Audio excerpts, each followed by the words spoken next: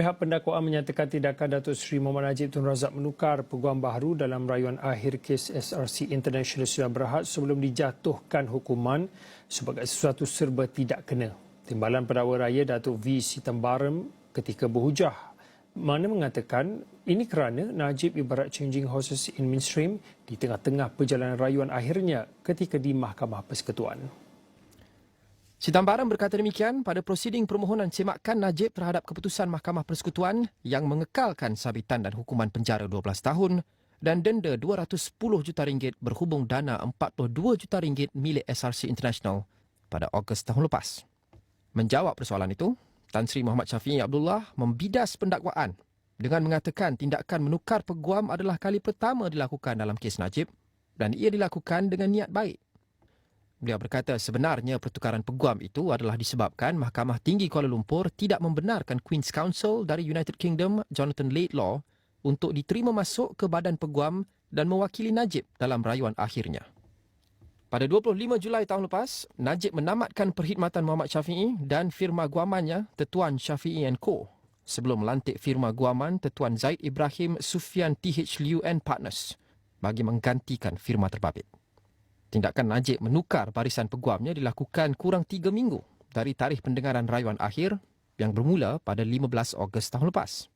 Pada 23 Ogos tahun lalu, Mahkamah Persekutuan mengekalkan sabitan dan hukuman 12 tahun penjara serta denda RM210 juta terhadap Najib yang didapati bersalah menyeleweng dana RM42 juta milik SRC International.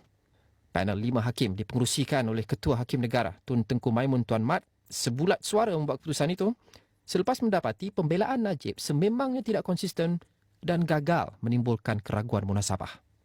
Prosiding semakan yang difailkan Najib didengar oleh Hakim Besar Sabah Sarawak, Datuk Abdul Rahman Sebli, yang bersidang bersama Datuk Vernon Ong Lam Kiat, Datuk Rozariah Bujang, Datuk Nordin Hassan dan Hakim Mahkamah Rayuan, Datuk Abu Bakar Jais. Pendengaran semakan itu bersambung lagi pada Selasa. Pihak pendakwaan menyatakan tindakan Datuk Seri Mohammad Najib Tun Razak menukar peguam baharu dalam rayuan akhir kes SRC International Sdn Bhd sebelum dijatuhkan hukuman sebagai sesuatu serba tidak kena. Timbalan Pendakwa Raya Datuk V. Sitambaram ketika berhujah mana mengatakan ini kerana Najib ibarat changing horses in midstream di tengah-tengah perjalanan rayuan akhirnya ketika di Mahkamah Persekutuan.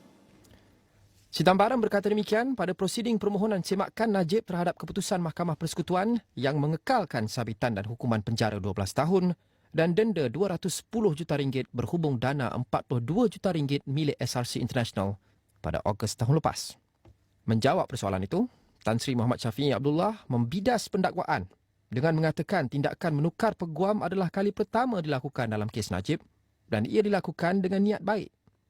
Beliau berkata sebenarnya pertukaran peguam itu adalah disebabkan Mahkamah Tinggi Kuala Lumpur tidak membenarkan Queen's Counsel dari United Kingdom, Jonathan Laidlaw, untuk diterima masuk ke badan peguam dan mewakili Najib dalam rayuan akhirnya.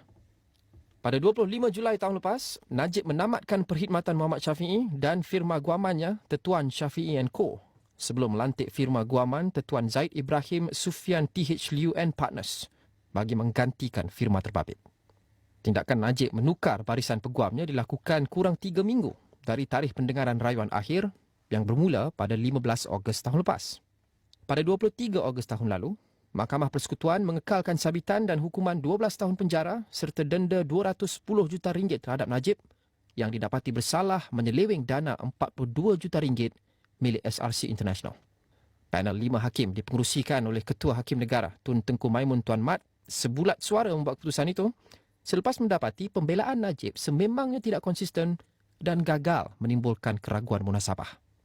Prosiding semakan yang difailkan Najib didengar oleh Hakim Besar Sabah Sarawak, Datuk Abdul Rahman Sebli, yang bersidang bersama Datuk Vernon Ong Lam Kiat, Datuk Rozariah Bujang, Datuk Nordin Hassan dan Hakim Mahkamah Rayuan, Datuk Abu Bakar Jais.